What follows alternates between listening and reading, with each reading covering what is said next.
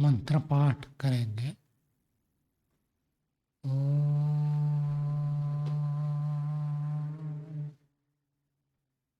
सहना भवतु सहनौ भुनक्तु सह वीर्यं करवावहै तेजस्विनावधीतमस्तु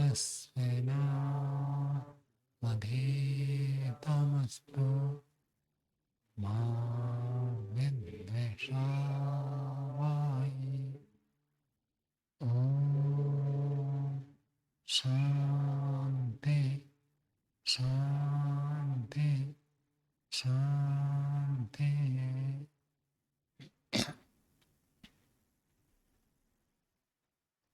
न्याय दर्शन की 23वीं कक्षा है। न्याय दर्शन में प्रथम अध्याय प्रथम अन्य का 39वां सूत्र कल हम पढ़ रहे थे। आधा भाष्य हो गया था, शेष भाग आज पढ़ेंगे। पीछे के पाठ में कुछ पूछना है तो पूछ। 39वें सूत्र में जो अंतिम अनुच्छेद है शब्द विषया प्रतिज्ञा, इसके आगे जो आप्तोपदेशस्य से लेकर के स्वातंत्र्यानुपपत्ति तक लिखा है, ये पंचमी में निर्देश किया है। तो इससे कुछ प्रतिज्ञा को कहना चाह रहे हैं, वो जोड़ नहीं पा रहा हूँ। शब्द विषय प्रतिज्ञा, प्रतिज्ञा शब्द विषय वाली होती है। क्यों होती है उसका हेतु दे रहे। आप्तोपदेशस्य प्रत्यक्ष अनुमानाभ्याम प्रतिसंधानात् अन्यश्च स्वतंत्र अनुपपत्ति।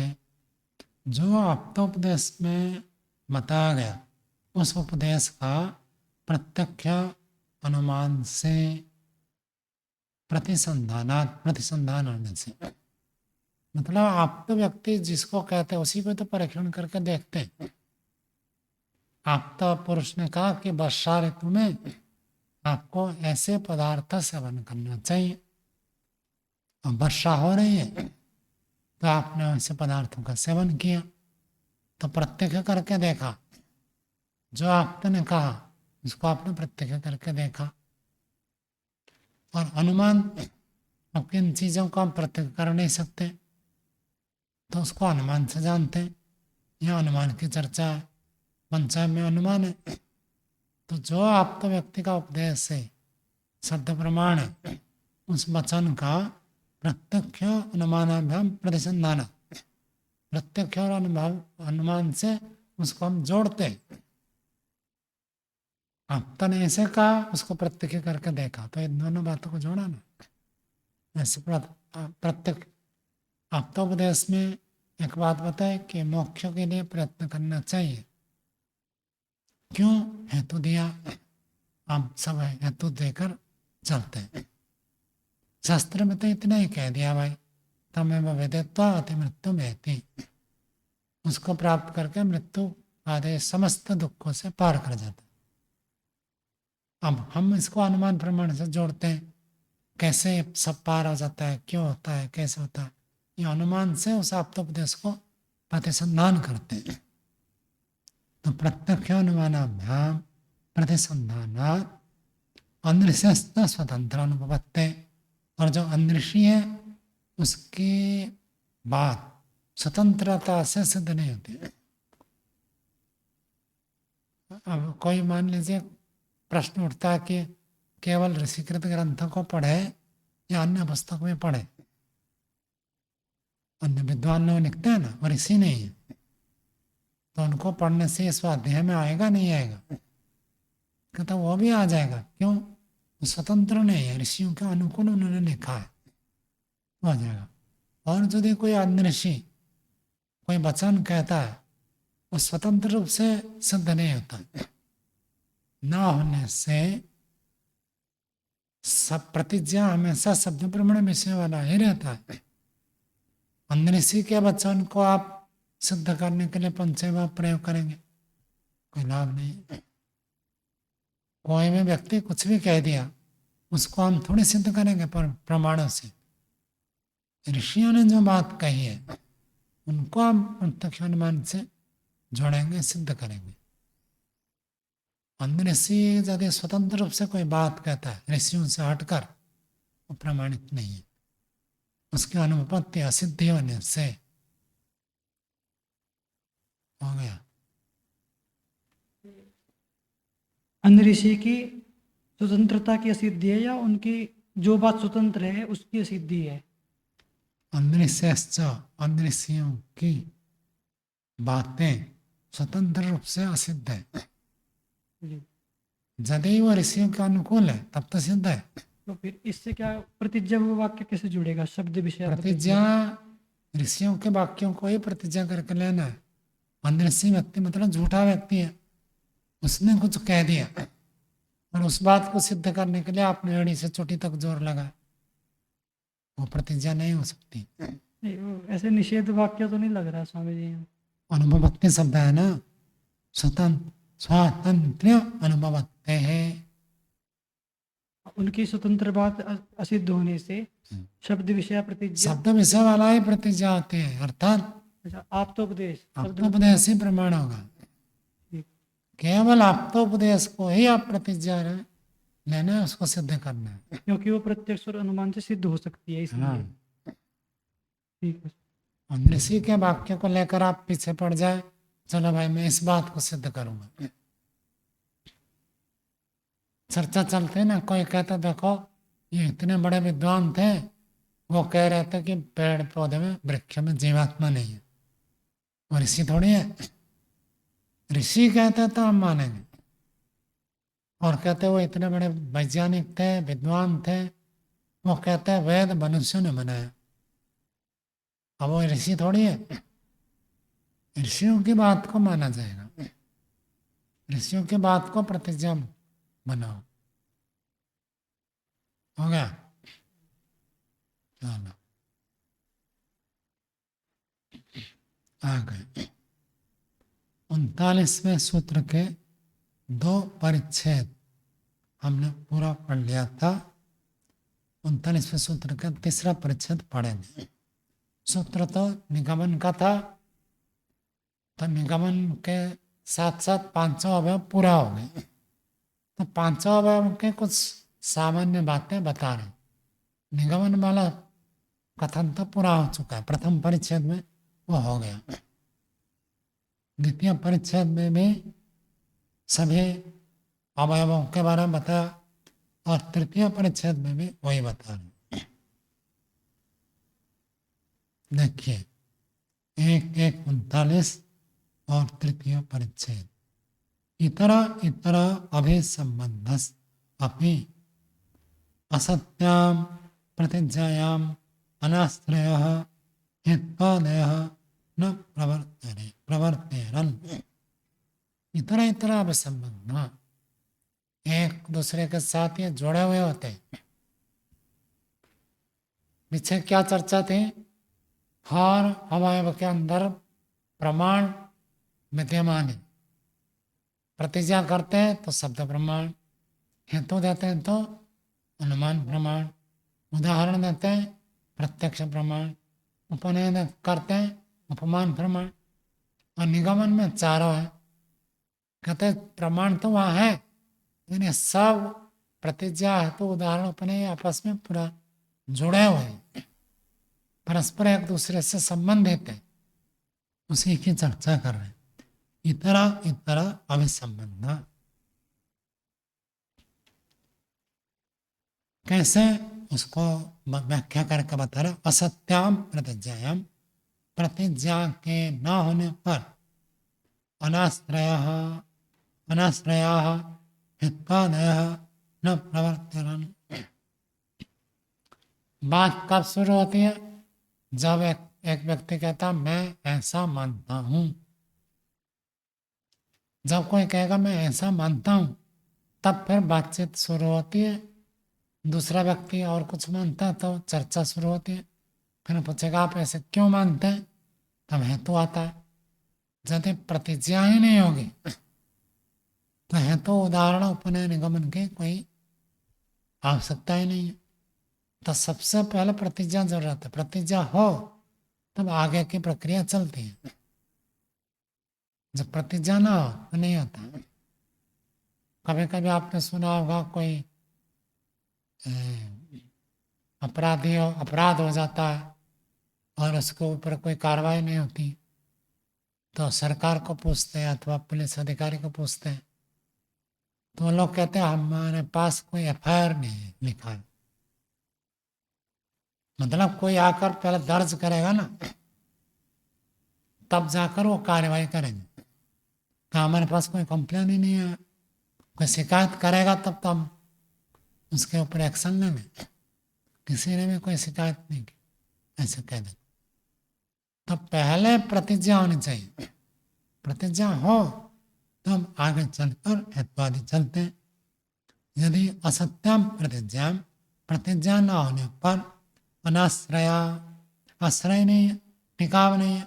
प्रतिज्ञा होगी तो उसके आश्रय पर, उसके आधार से हेतुवादी प्रवृत्त होते हैं। प्रतिज्ञा न होने पर ये भी प्रवृत्त नहीं होंगे। दिन भर हम सामान्य रूप से जीवन जीते, बातचीत कब शुरू होती है? जब कोई व्यक्ति कहता मैं ऐसा मानता हूं, तब जाकर बातचीत शुरू होती है। उसके बिना हेतु उदाहरण अपने निगमन नहीं चलते। आगे असति हेतु कस्य साधन भाव प्रदर्शित। कहते यदि हेतु नहीं है तो किसके साधन भाव को आप प्रस्तुत करेंगे? साधन भाव मतलब साध्य को सिद्ध करने में जो कारण बनता है उसको साधन भाव कहते हैं। साध्य को सिद्ध करना है तो उसके लिए कोई ना कोई कारण बताना पड़ेगा। जब तक कारण नहीं है तो साध्य सिद्ध नहीं होगा। तो कहते हैं हेतु के न होने पर कस्य साधन भाव प्रदर्शित, किसके साधन भाव को प्रदर्शित करते हैं, करें। हेतु के अंदर ही वो साधन भाव होता है।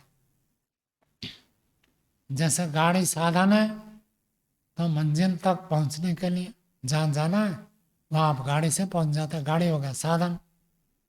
तो हेतु ही साधन होता है साध्य को सिद्ध करने में। यदि हेतु नहीं है तो किसके साधन भाव को दिखावे। आगे उदाहरण साध्ये च कस्य उपसंहार स्यात्। उदाहरण में और साध्य में कस्य उपसंहार स्यात्, किसका उपसंहार होगा। हेतु हो तो हेतु के धर्म को हम उदाहरण में दिखाते हैं। जब हेतु को ही गायब कर देंगे तो उदाहरण बनेगा नहीं। उदाहरण किसके आधार पर होता है? तो एक साध्य का धर्म और एक हेतु का धर्म, दोनों धर्म को उदाहरण अपने अंदर दिखाता है। जब हेतु ही नहीं है तो उदाहरण नहीं बनेगा।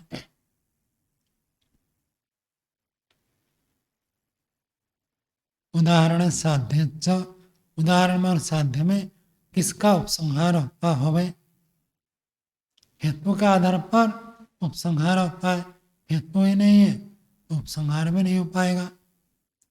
कस्य च उपदेशात् प्रतिज्ञायाः पुनर्वचनम निगमनम स्यात् इति। और कस्य च उपदेशात्, किसके कथन से, प्रतिज्ञा को फिर से दोहराना निगमन कहलाएगा। निगमन का सूत्र क्या है? हेतु उपदेशात् प्रतिज्ञा का पुनर्वचन। पहले हेतु को दोहरा कर प्रतिज्ञा को करना निगमन है। यदि हेतु नहीं होगा तो क्या ना होगा? निगमन भी नहीं हो पाएगा। मतलब हेतु इतना प्रमुख स्थान रखता है, हेतु के आधार पर ही बाकी चार रहते हैं। हेतु सबको जोड़कर रखता है। आगे असति उदाहरणे केन साधर्म्यम वा वैधर्म्यम वा साध्य साधनम उपादीयेत। कहते यदि उदाहरण नहीं होगा, केन साधर्म्यम वैधर्म्यम वा, किसके साथ साधर्म्य अथवा वैधर्म्य दिखाकर साध्य साधनम, साध्य साधनम का अर्थ होता है हेतु, साध्य को सिद्ध करने वाला प्रस्तुत करेंगे। मैंने आपको पहले ही बताया था, प्रतिज्ञा करने के बाद जब हम हेतु देते हैं, हेतु देने से पहले दिमाग में उदाहरण होना चाहिए, क्योंकि उस उदाहरण के आधार पर आपको हेतु को प्रस्तुत करना है। यदि उदाहरण के अनुकूल हो रहा है तो हेतु को साधारण हेतु कहा जाएगा, और यदि उदाहरण विपरीत है तो हेतु को वैधर्म्य हेतु कहा जाएगा। तो उदाहरण दिमाग में हो तब आप हेतु में एक धर्म दिखाएंगे। साध्य का एक धर्म, हेतु का एक धर्म। तो हेतु का धर्म जब आप नया देंगे, साध्य से विपरीत, उसके साथ व्याप्ति दिखाएंगे, ऐसे कोई ना कोई उदाहरण मिलना चाहिए। जिस हेतु का एक भी उदाहरण नहीं है वो हेतु ठीक नहीं है। हेतु देते हैं तो कम से कम आपको एक उदाहरण मिलना चाहिए उस हेतु को सिद्ध करने के लिए। बिना उदाहरण के हेतु ठीक नहीं माना जाता है। तो उसी को कह रहे हैं, यदि असत्य उदाहरण के न होने पर केन साधर्म्यम वैधर्म्यम वा, किसके साथ साधर्म्य वैधर्म्य दिखाकर साध्य साधनम अर्थात हेतु को प्रस्तुत किया जावे। कस्य वा साधर्म्य वसात उपसंहार प्रवर्तेत, और किसके साधर्मता से आप उपसंहार करेंगे। उपसंहार के लिए क्या चाहिए? उदाहरण चाहिए। उपसंहार उपनय, उपनय में क्या करते हैं? जैसे घड़ा वैसे शब्द, तो घड़ा के तुल्य शब्द हम ऐसे बताते हैं।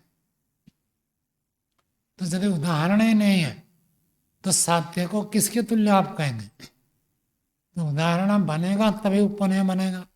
यदि उदाहरण नहीं है तो उपनय भी नहीं हो पाएगा, ये कहना चाहते।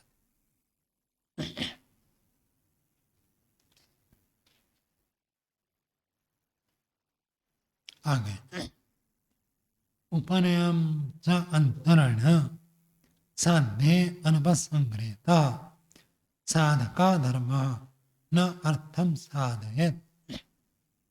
उपनय के बिना साध्य में अनुपसंग्रहित, अनुपसंग्रहित जुड़ा हुआ नहीं है, एकत्रित नहीं हुआ है, साधका धर्म न अर्थम साधयेत, अर्थ को सिद्ध नहीं करेगा।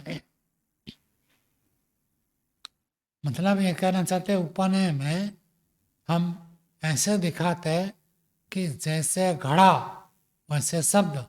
तो जैसे घड़ा कहकर आप उत्पत्ति धर्म को दिखा रहे, तो उत्पत्ति धर्म तो हेतु में है, लेकिन जब तक उपनय नहीं करेंगे तब तक वो उत्पत्ति धर्म साध्य में जुड़ नहीं पाएगा। तो उत्पत्ति धर्म उदाहरण में प्राप्त हुआ और उसी को लेकर हम साध्य के साथ जोड़ते हैं। ये जो जोड़ने का काम है ये उपनय करता है। यदि उपनय नहीं होगा तो साध्य में वो धर्म है ऐसी बात सिद्ध नहीं होगी। तो उपनय उस बात को लेकर साध्य के साथ जोड़ देता है।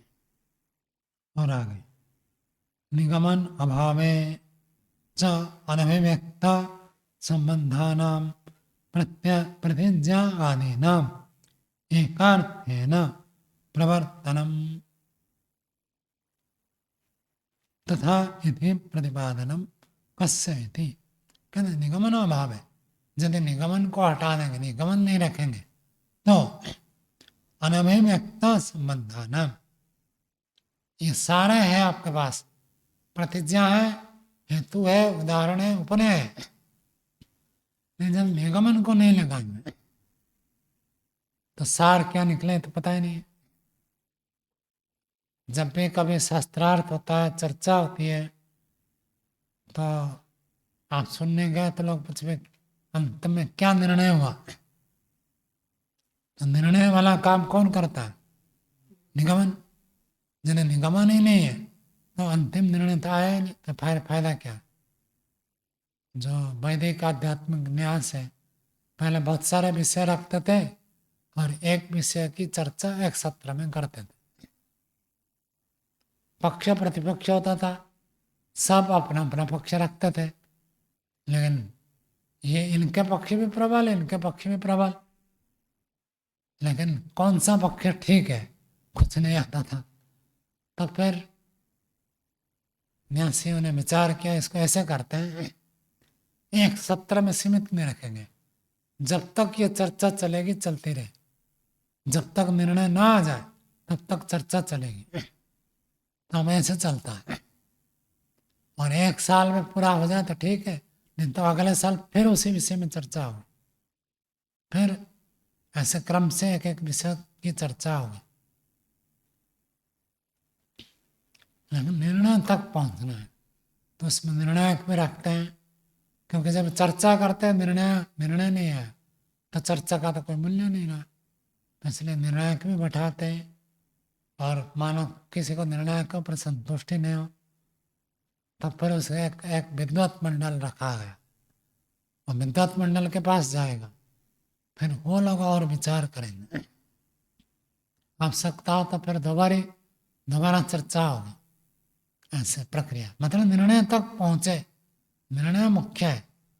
तो निगमन ही निर्णय, निगमन अभावे अनभिव्यक्त संबंधानाम, यदि इन परस्पर का संबंध को अभिव्यक्त करने वाला कोई है नहीं, तो प्रतिज्ञा आदि सभी अवयवों का एकार्थेन प्रवर्तनम, एक रूप से प्रवृत्त होना, तथा इति प्रतिपादनम कस्य इति, तो एक सार के रूप में प्रतिपादन करने वाला तो निगमन होता है। निगमन नहीं है तो बात का रस नहीं आएगा, चर्चा घंटों तक हुई और अंतिम निर्णय नहीं है। तो निर्णय निगमन करता है, सारे बातों को सार प्रस्तुत कर देता है। ये परस्पर संबंध है, इस बात को बता दिया। ये क्यों बताना पड़ रहा है? एक एक को हटाकर देख रहे हैं, एक को हटा दें तो क्या होगा, क्यों बताना पड़ रहा है? कई लोग 10 अवयव मानते हैं, तो उन 500 को तो हटाकर देखा है, लेकिन इन्हें 500 में से एक भी हटा नहीं सकते। ये 5 तो बातचीत के लिए जरूरी है, इनको कभी हटा नहीं सकते आप।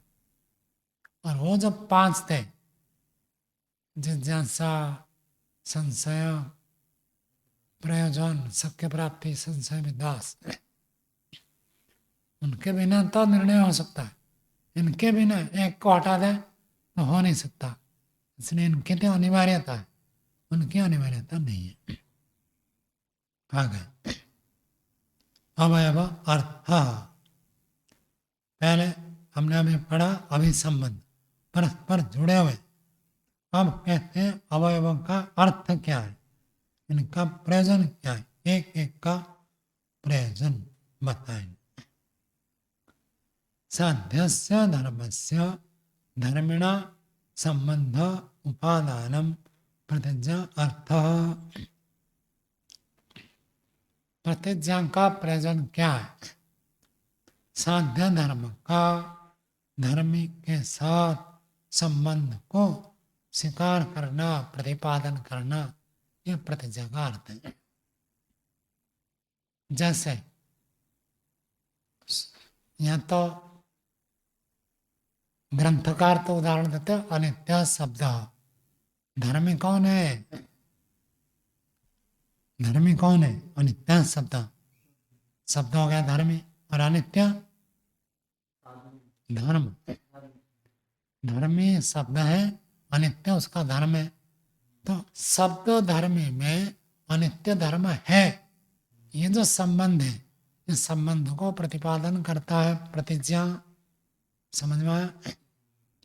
साध्य एक धर्मी में एक विशेष धर्म को प्रस्तुत करना, धर्मी के साथ संबंध को दिखाना प्रतिज्ञा का काम है। मैंने आपको उदाहरण दिया था, ईश्वर न्यायकारी है। ईश्वर क्या है? धर्मी है, और न्यायकारी एक धर्म है, उसकी विशेषता है। तो न्यायकारी धर्म को ईश्वर के साथ संबंध दिखाना कि ईश्वर में यह धर्म है, ये जो परस्पर संबंध प्रस्तुत धर्म धर्म का संबंध है, इसको प्रतिज्ञा प्रस्तुत करता है। हो गया, आगे देखिए। उदाहरणेन समानस्य विपरीतस्य वा साध्यस्य धर्मस्य साधक भाववचनम हेत्वर्थ। उदाहरण के साथ, चाहे समान धर्म हो चाहे विपरीत धर्म हो, साध्य धर्म का साधक भाववचनम, साध्य धर्म को सिद्ध करने में कोई एक कारण को प्रस्तुत कर देना, यह होता है हेतु का प्रयोजन। कह देने पर कोई बात सिद्ध नहीं हो जाती है। मैं कह दूंगा ईश्वर न्यायकारी है, दूसरा व्यक्ति कह देगा ईश्वर अन्यायकारी है। कहेगा देखो संसार में सबको बराबर कहाँ मिलता है, किसको कम मिलता है, किसी को अधिक मिलता है, किसी को बहुत कम, किसी को बहुत अधिक, सब जगह अन्याय दिखाई दे रहा। अब मैं कहता हूँ ईश्वर न्यायकारी है, तो कहने से नहीं चलेगा। जो भी बात आप कहेंगे उसके लिए क्या करना पड़ेगा, हेतु देना पड़ेगा, कारण बताना पड़ेगा, ऐसा क्यों। तो ये जो क्यों हेतु के रूप में प्रस्तुत करते, उसको साधक भी कहते हैं, साधन भी कह देते हैं। साधक का अर्थ भी सिद्ध करने वाला, और साधन का अर्थ उपकरण, जिस उपकरण से जिसके द्वारा साध्य की सिद्धि होती है। तो साधक भाव का या साधन भाव का एक ही बात है। तो हेतु एक ऐसे तत्व है जो किसी प्रतिज्ञा को सिद्ध करता है, यह हेतु का प्रयोजन है। पंक्ति हो गई। उदाहरण के साथ समान अथवा विपरीत साध्य धर्म को सिद्ध करने वाला कथन हेतु का प्रयोजन है। हेतु इसलिए दिया जाता है ताकि साध्य की सिद्धि हो जाए। योग में लक्ष्य क्या है, सब दुखों की निवृत्ति, और साधन क्या है, योग अंगानुष्ठान। योग अंगानुष्ठान एक ऐसा साधन है जो आपको साध्य को प्राप्त करा देंगे। इसी प्रयोजन के लिए योग के अंगों का अनुष्ठान करते हैं। ऐसे ही एक ऐसे साधन हेतु होता है जो साध्य को सिद्ध कर देता है।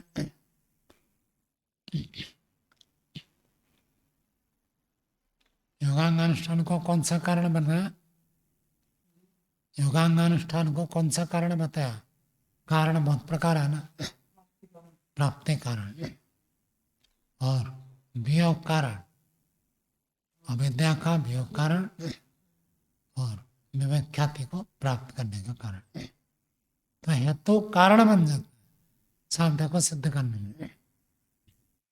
आगे धर्मयोः साध्य साधन भाव प्रदर्शनम एकत्र उदाहरण अर्थ।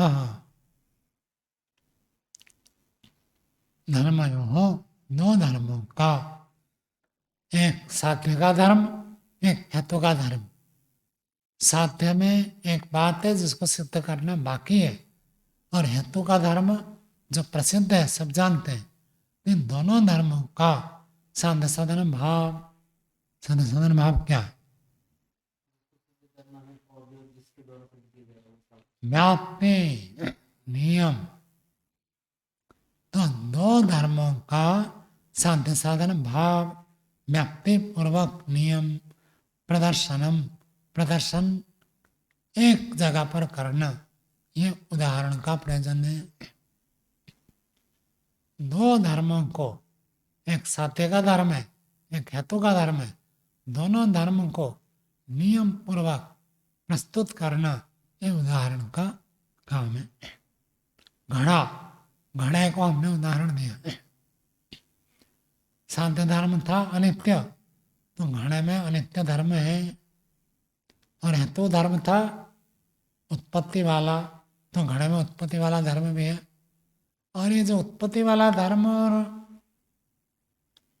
अनित्य धर्म, ये दोनों धर्म नियम पूर्वक है।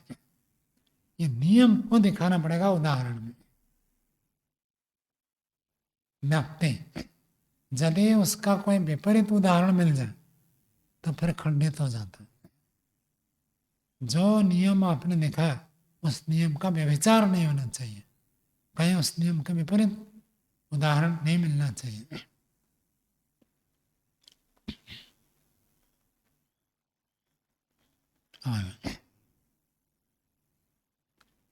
साधनभूतस्य धर्मस्य साध्येन धर्मेण समान अधिकरण्य उपपादनम उपनय अर्थः।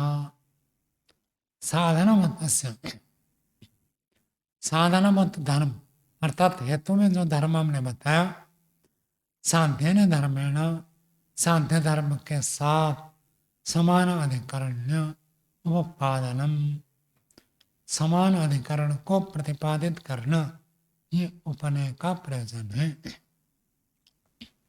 अर्थात ये कहना चाहते हैं, जो हेतु में आपने एक धर्म दिखाया उसको आपने उदाहरण में प्रस्तुत किया, और उदाहरण में जो धर्म हेतु का धर्म दिख रहा है वह हेतु का धर्म शब्द में भी है।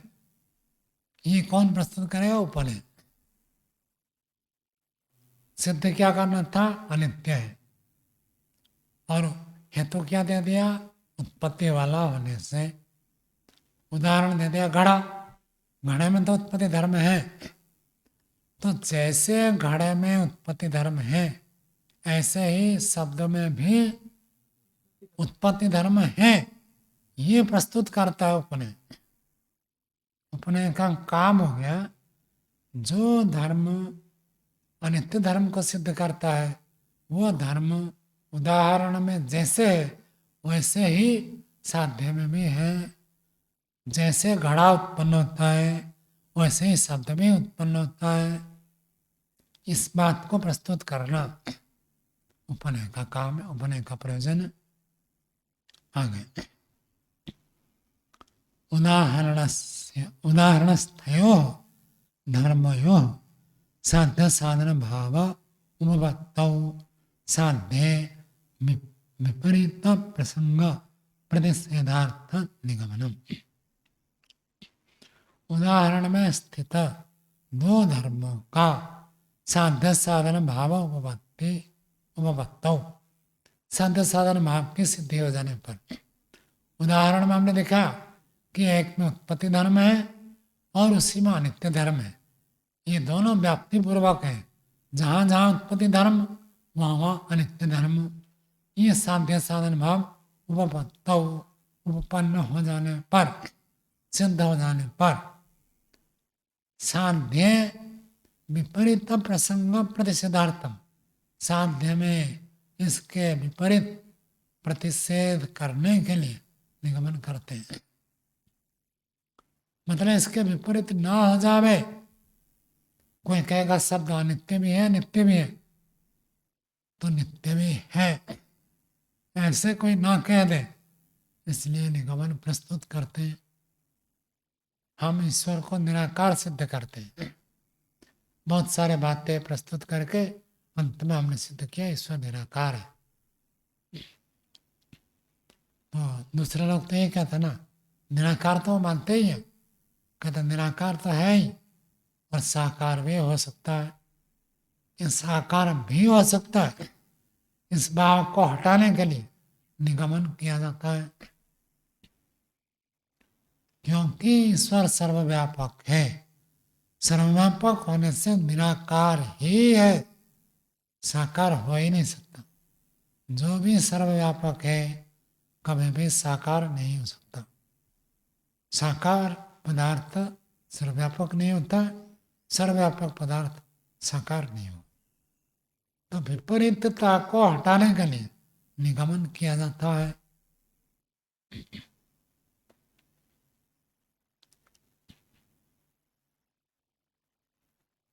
आगे न च एतस्यां हेतु उदाहरण परिशुद्धौ सत्याम साधर्म्य वैधर्म्याभ्याम प्रत्यवस्थानस्य विकल्पात् जाते निग्रहस्थान बहुत्तम प्रक्रमते। न न शब्द जहां में आता है कहाँ जुड़ता है जाकर? क्रियापद के साथ जाकर जुड़ता है। न को छोड़ दीजिए। च और एक बात बताते हैं, ये तस्याम इसके होने पर, किसके, उसको आगे बता रहे। हेतु उदाहरण परिशुद्ध सत्यम, इन हेतु उदाहरण के परिशुद्ध होने पर। तो जोरदार ताकत किसमें है? हेतु में और उदाहरण में। यदि हेतु और उदाहरण आपका परफेक्ट है तो कोई भी आपका खंडन नहीं कर सकता। और जितने भी लोग सब कथाकार होते हैं, कथा करते हैं, प्रवचन करते हैं, गप्पे कहानी किस्से सुनाते हैं, सब इसमें गड़बड़ करेंगे, उल्टा है तो देंगे और विपरीत उदाहरण प्रस्तुत कर देंगे। तो वो आप जो व्यक्ति जानता नहीं है उसको तो लगेगा हाँ बिल्कुल ठीक बोल रहा, क्योंकि हेतु जैसे दे रहे, उदाहरण जैसे दे रहे, ऐसे लगेगा। तो हेतु उदाहरण यदि गलत हो गया तो आपका खंडन हो सकता है। और हेतु उदाहरण यदि आपने परिशुद्ध किया, हेतु की परिशुद्धि क्या है? व्याप्ति, व्यापक नियम दिखाना, ये हेतु की परिशुद्धि है। और उदाहरण की परिशुद्धि दोनों धर्म नियम पूर्वक उदाहरण में मिलना, इसको उदाहरण की शुद्धता कहते हैं। ऐसे उदाहरण मिलना चाहिए। तो हेतु उदाहरण परिशुद्ध सत्याम, परिशुद्ध होने पर साधर्म वैधर्म्याभ्याम प्रत्यवस्थानस्य, आगे सूत्र आएगा दूसरे अनेक में, पहला अध्याय के ही दूसरे अनेक में। साधर्म्य वैधर्म्याभ्याम प्रत्यवस्थानम जाति। प्रत्यवस्थान क्या होता है? प्रत्यवस्थान का अर्थ होता है खंडन, अवस्थान टिकना, और प्रत्यवस्थान खंडन। तो साधर्म्य वैधर्म्य से प्रत्यवस्थान के विकल्प होने से जाते निग्रह स्थान बहुत्तम न प्रक्रमते, न को यहाँ लाकर जोड़ेंगे। यदि आपने उदाहरण ठीक दिया, आपने हेतु व्याप्तिपूर्वक दिया, तो साधर्म्य वैधर्म्य से आपका खंडन नहीं कर सकता कोई भी। और साधर्म्य वैधर्म्य से खंडन अनेक प्रकार हो सकता है। उसकी लंबी व्याख्या 5वें अध्याय में। तो साधर्म्य वैधर्म्य से अनेक भेद होने से जाति बहुत प्रकार होते हैं, निग्रह स्थान बहुत प्रकार होते हैं। जाति का अर्थ होता है चालाकी से दूसरे का खंडन, और निग्रह स्थान का अर्थ होता है पराजय स्थान। निग्रह का अर्थ पकड़ गया, किसी को पकड़ते ना उसको ग्रहण कहते हैं। निग्रह पकड़ जाना, हार जाना, खंडित हो जाना, इसको कहते हैं निग्रह स्थान। यहाँ आगे पढ़ेंगे 15वां और 16वां पदार्थ है ना।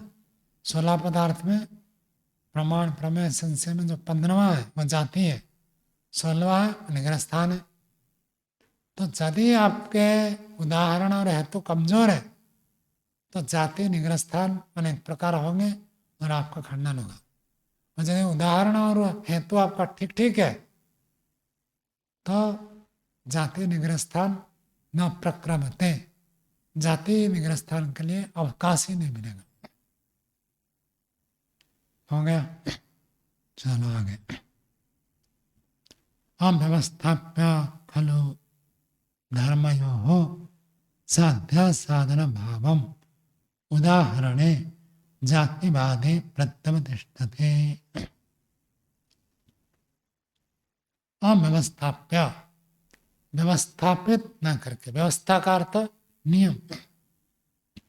हम कहते ना यहाँ पर बहुत व्यवस्था है, व्यवस्था का मतलब सब ठीक ठाक है। और अव्यवस्था का अर्थ जो मिलना चाहिए वो नहीं मिल रहा, जो नहीं होना चाहिए वो हो रहा, उसको हम कहते हैं अव्यवस्था।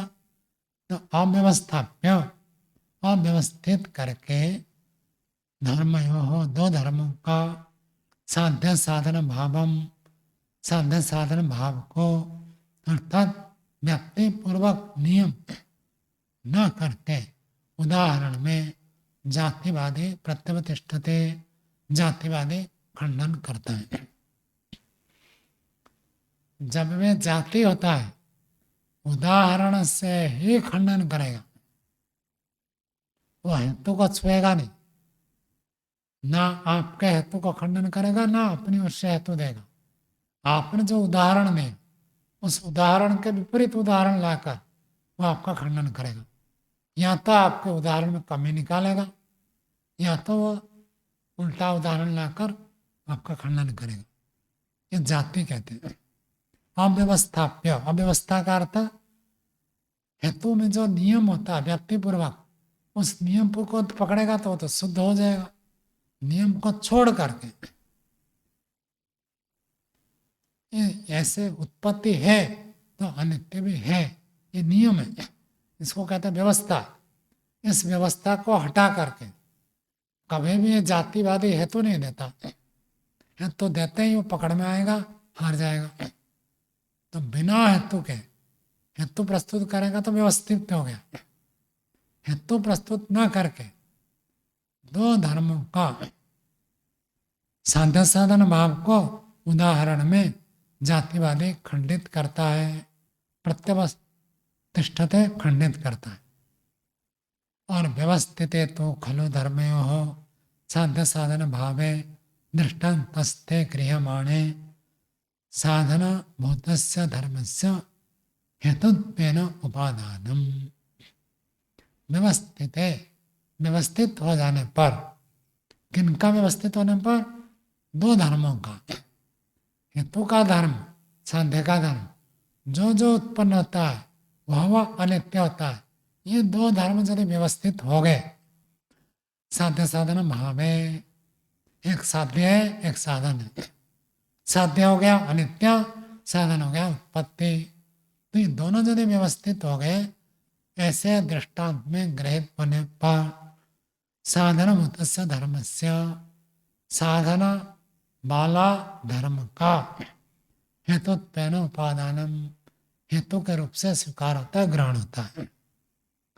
यदि आपको कारण नियम पूर्वक मिल रहा है, ऐसा है तो ऐसे ही होगा।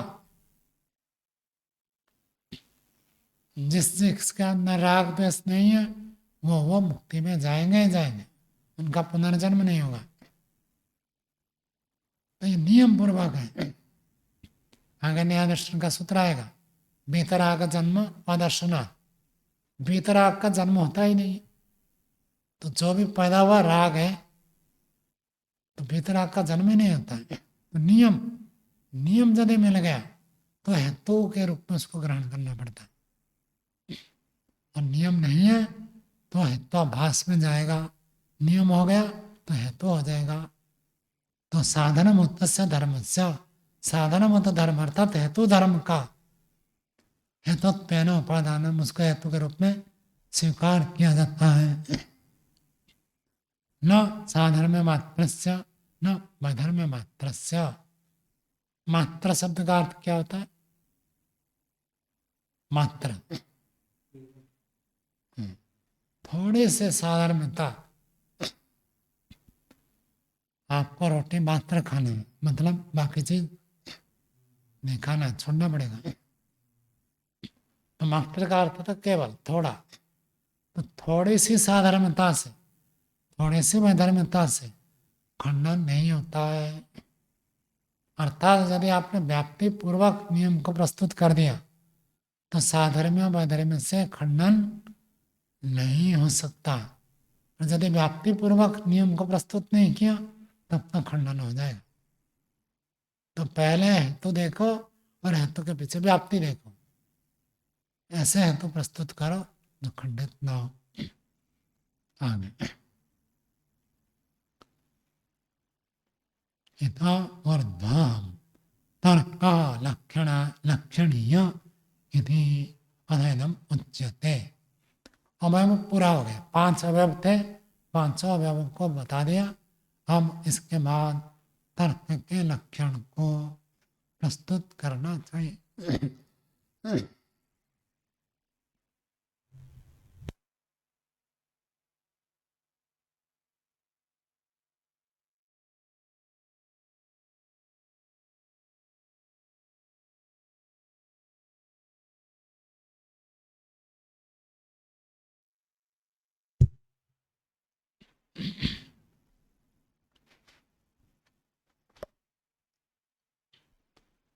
तर्क का लक्षण हमें प्रस्तुत करते हैं। 40वां सूत्र बोलिए। अविज्ञात तत्वर्थे कारण उपपत्तितः तत्वज्ञानार्थम ऊहस्तर्कः। अविज्ञात है जिसको हम नहीं जानते, तत्व अर्थ है कोई ऐसे तत्व है, कोई ऐसे पदार्थ है, कोई ऐसे विषय है जिस विषय में हमको परिज्ञान नहीं है।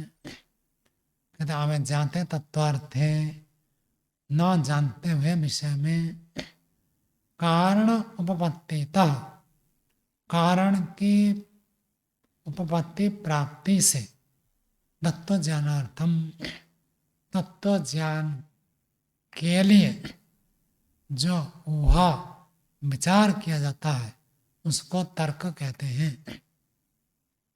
जानते नहीं है तो उस विषय में कोई शब्द प्रमाण हमको पता नहीं है, प्रत्यक्ष हमने किया नहीं है, तो उस विषय में जो ऊहापोह विचार किया जाता है उसको कह देते हैं तर्क। और तर्क को तो इतना बड़ा माना जाता है, प्रश्न उठाया निरुक्त में, जब बाद में ऋषि लोग पैदा नहीं होंगे तो हम ज्ञान कैसे प्राप्त करें? तो कहते हैं तर्को ऋषि, तर्क को ऋषि मान लेना।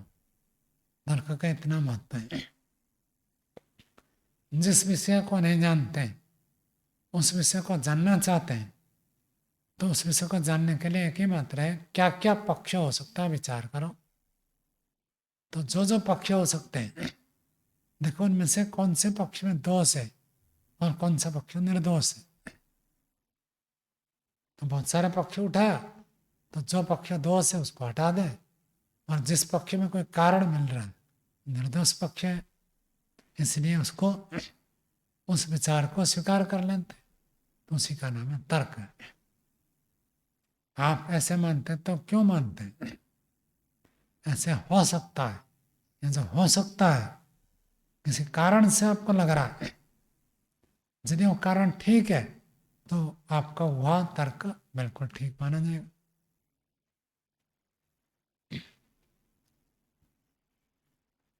अविद्याय मान तत्पर्थे जिज्ञासा तावत् जायते जानीय इमं अर्थम यदि। अविद्याय मान तत्पर्थे, न जानते हुए विषय में जिज्ञासा तावत् जायते, जिज्ञासा उत्पन्न होती है। जानीय इमं अर्थम यदि, मैं जानूं, जानीय मैं देने का, मैं इस विषय को जानूं ये क्या चीज है, तो नहीं जानते तो जानने की इच्छा होती है। अथा जिज्ञासितस्य वस्तुनः व्याहतौ धर्मो विभागेन विमृश्यति किं स्वित् इत्थम् आसीत् न इत्थम् इति। अथा, अब उसके पश्चात पहले तो जिज्ञासा होती है कि मैं जानूं, और जिज्ञासा होने के बाद जिज्ञासितस्य वस्तुना, जिस वस्तु को हम जानना चाहते हैं उस वस्तु का व्याहतो धर्मो, दो विपरीत धर्म है। विभाग है ना विमृश्यति, विभाग से विचार करता है, अलग अलग विचार करता है। ऐसे हो सकता है, ऐसे हो सकता है, ऐसे हो सकता है। ये जो अलग अलग विचार करते हैं उसको कहते हैं विभाग, है ना। विमृशति, क्या विचार करता है? किम स्वित इत्थम औसित न इत्थम इति, क्या यह वस्तु ऐसा है अथवा ऐसा नहीं है। ऐसे अनेक बार विचार उत्पन्न होता है। क्यों अनमोल जी, जब ईश्वर की उपासना करते हैं कभी आपको ऐसा लगता है मैं उपासना कर रहा हूँ, पता नहीं ईश्वर सुनता भी है या नहीं सुनता होगा? ये वास्तव में सत्य है, ईश्वर है, उसकी उपासना करनी चाहिए, उसकी उपासना करने से मंगल होगा, या पता नहीं ऐसे कह दिया गया और मैं ऐसे कर रहा हूँ? लगता है क्यों जी?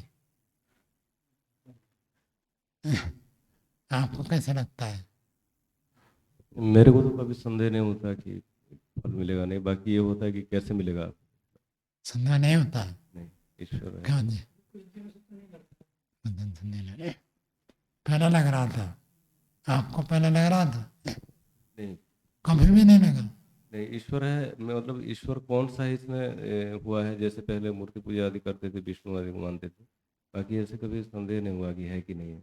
और सुन रहा है कि नहीं सुन रहा है, इनके ध्यान करने की ये पद्धति है अथवा दूसरी पद्धति है, ऐसे करने से मिलेगा या वैसे करने से उसमें मिलेगा? होता है जैसे मैं जिस पद्धति से करता हूँ वो सही है कि नहीं है, ये इसमें होता है। तो ऐसे जो विचार है इसी को तो कह रहे हैं अभिज्ञात तत्पर्थ, ही अभिज्ञात है, हमें जाना नहीं, प्रत्यक्ष हुआ नहीं है। तो ऐसे अज्ञान विषय में कोई कारण ढूंढता है, वास्तव में ये सही है या गलत है। तो दो व्याहत धर्म है, या तो ईश्वर हमारी बात सुन रहा है या तो हमारी बात नहीं सुन रहा, दो ही तो बात है।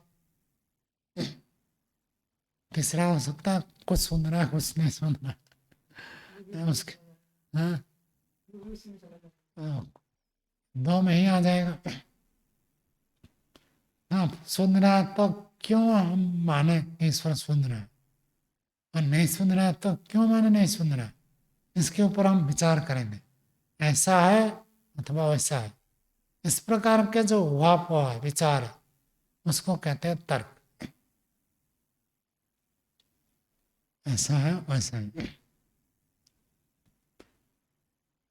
स्वामी सत्यव्रत भी सुना करते थे, कहते थे पूरे दुनिया खाते पीते घूमते रहते मौज करती है, हमें योगाभ्यास करते हैं, हमारे लिए ये काम है।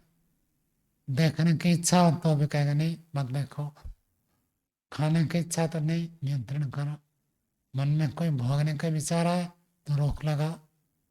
क्यों रोक लगाए? लोग तो इतने खुलम खुला घूम रहे, खा रहे पी रहे मौज कर रहे हैं, हमें रोक लगाए। कभी हम भ्रांति में तो नहीं है? लोग तो बड़े मजे में है, आनंद में है, और हम भ्रांति में घूम रहे हैं। तो ऐसे कभी लगता है तो पूछते थे वो कक्षा में शिविरों में, पूछते थे ऐसा है अथवा ऐसा है, इत्थम न इत्थम। आगे विमृश्यमानयोः धर्मयोः, विमृश्यमानयोः विचार किए जाते हुए, धर्मयोः दो धर्मों का, एकम कारण वमत्या अनुजानाति, तो उनमें से एकम एक पक्ष को कारण उपपत्त्या कारण की उपपत्ति से अनुजानाति स्वीकार कर लेता है, अनुज्ञा स्वीकार कर लेता है, जान लेता है। संभवते अस्मिन् कारणम प्रमाणम, ये बात संभव है। क्यों? कारणम कारण है, प्रमाण है, हेतु इति, कोई ना कोई ठोस कारण मिलना चाहिए। ठोस कारण मिल जाए तो हम उसको मान सकते हैं। तो कारणम प्रमाणम हेतु इति, कारण उपपत्त्या कारण की प्राप्ति से स्यात् एवं, ऐसा होना चाहिए, एतत्, ये वस्तु ऐसे होनी चाहिए, न इतरत, इससे भिन्न नहीं होना चाहिए। जब भी कोई पक्ष है तो पहले कारण ढूंढो। कई लोग विद्यार्थी आ जाते हैं, पूछते हैं कि मैं व्याकरण पढ़ूं या दर्शन पढ़ूं,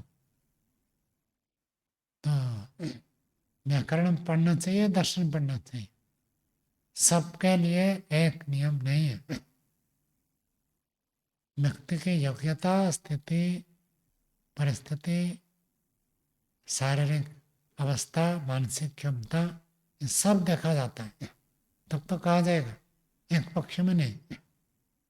एक व्यक्ति अपने लिए पूछ सकता है मुझे क्या करना चाहिए, मैं क्या करूं, ये पूछ सकता है, लेकिन साधारण नियम ऐसे नहीं बना सकते। तो कारण ढूंढो। व्याकरण पढ़ना है तो क्यों पढ़ना है, नहीं पढ़ना है तो क्यों नहीं पढ़ना है, दर्शन पढ़ना है तो क्यों पढ़ना है, नहीं पढ़ना है तो क्यों नहीं पढ़ना है। कारण ढूंढो। जब ठोस कारण मिल जाए तब उसको ठीक मानना, और जिसमें ठोस कारण नहीं है वो कारण ठीक नहीं है। तो ऐसे अलग अलग पक्ष को हमें विचार करना चाहिए। उदाहरण तो दिया आगे, लंबा है, अभी हो नहीं पाएगा। इसको उदाहरण देकर भाष्यकार आगे व्याख्या करेंगे, समझाएंगे। आपको कुछ पूछना है तो पूछिए, नहीं तो ये रखते हैं।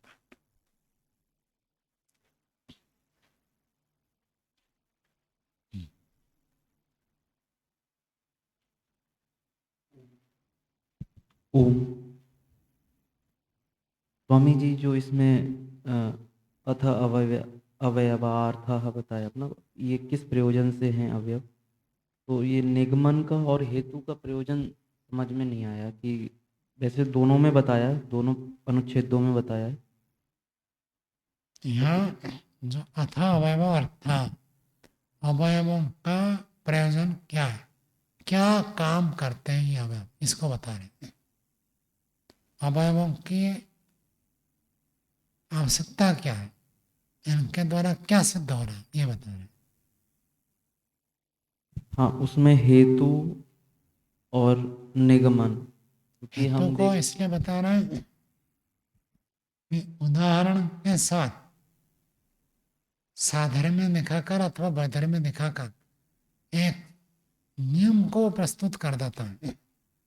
ये जो साध्य साधन भाव देखो ना, साधक भाव वचनम, साधक कारण स्वरूप को प्रस्तुत कर देना, यह हेतु का प्रयोजन है। हम देखते हैं लोक में कि बिना हेतु के भी उदाहरण देकर मात्र उपनय करके भी प्रतिज्ञा सिद्ध कर देते हैं लोग, और वो सही भी मान गड़बड़ लेते में हैं। तो होता है, सही में हो सकता है, गड़बड़ भी हो सकता मतलब हेतु का देना आवश्यक है, ये नियम है। नहीं देखो, बनता। एक व्यक्ति कहेगा ईश्वर अवतार लेता है, क्यों लेता है, वो कह देगा देखो, जिसके पास कम शक्ति है वो सीमित काम करता है, और जिसके पास ज्यादा शक्ति है वो विशेष विशेष कार्य कर लेता है। तो अवतार लेना विशेष कार्य है। आप अल्प शक्तिमान है, अपनी इच्छा से आप अवतार नहीं ले सकते। ईश्वर के पास विशेष शक्ति है, इसलिए वो अवतार ले लेता है। अभी उदाहरण दे दिया है, जैसे एक व्यक्ति प्रधानमंत्री बन गया, उसके पास विशेष क्षमता है, वो जो चाहे कर सकता है, आप नहीं कर सकते। वो उदाहरण मात्र प्रस्तुत किया, है तो कुछ नहीं दिया। जैसे प्रधानमंत्री के पास शक्ति ज्यादा है, देश में कहीं भी जाए, जाना चाहे तुरंत पहुंच जाते हैं, आप नहीं जा सकते। ये उदाहरण प्रस्तुत किया। और ईश्वर तो सर्वशक्तिमान है, वो जिस कोने में जाना चाहेगा उस कोने में पहुंच जाएगा। उदाहरण दिया।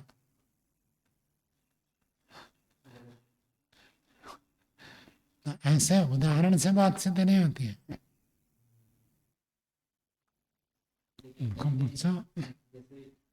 जैसे ये भी कहते हैं कि शब्द अनित्य है, जैसे स्थाली या फिर घट, तो इसमें बस उदाहरण दिया और इसमें हेतु अपने आप अंतर्निहित हो जाता है।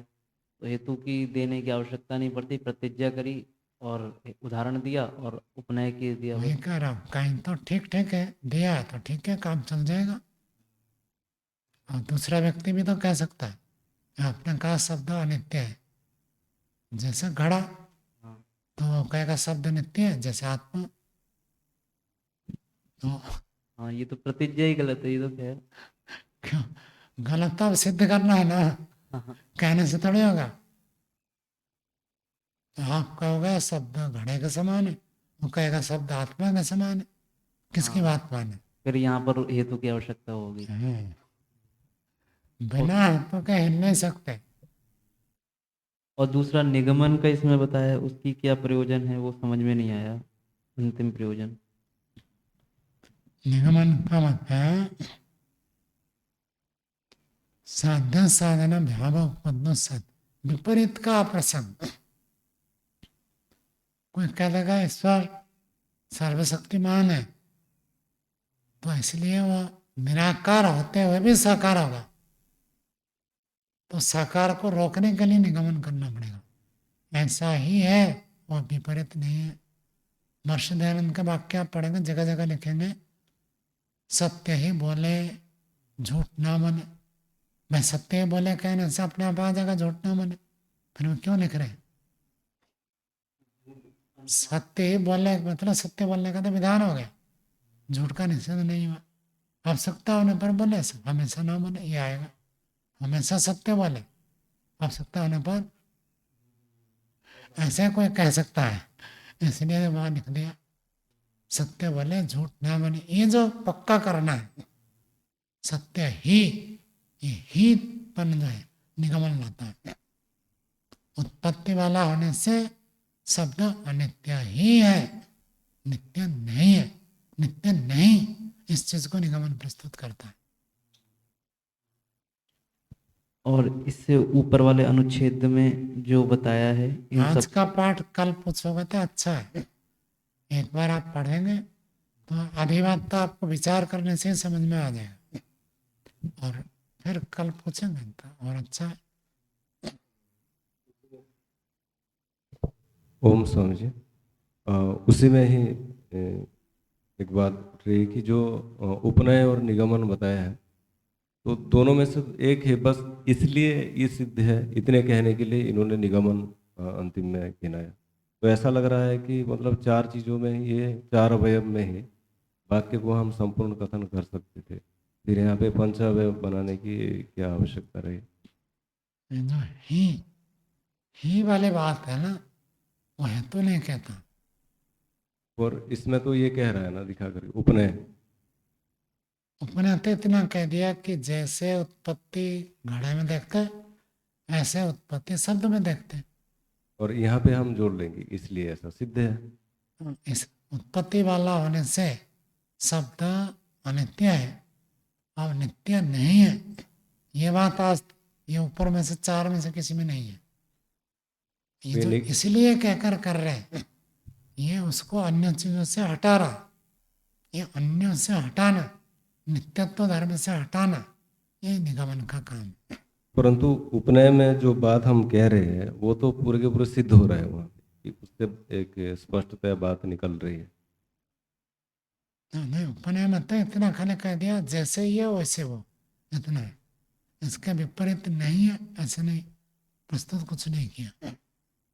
तो उपनय के द्वारा साध्य में उस धर्म को बताया गया बस, क्योंकि सिद्ध करना योग्य था अनित्य धर्म, उत्पत्ति धर्म उसमें दिखाया नहीं किसी ने, तो उत्पत्ति धर्म को उपनय दिखा था। तो देखो शब्द में उत्पत्ति धर्म है, तो इसलिए अनित्य धर्म ही है, नित्य धर्म नहीं माना जा सकता है।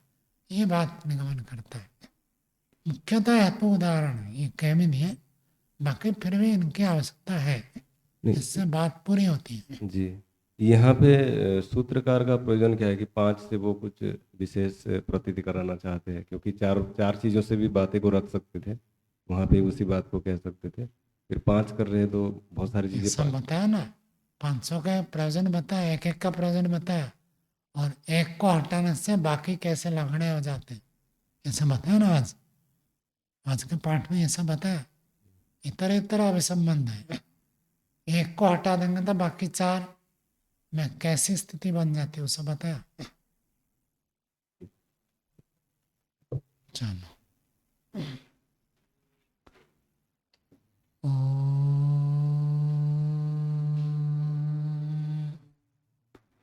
शांति शांति शांति। सर्वेभ्यो नमः।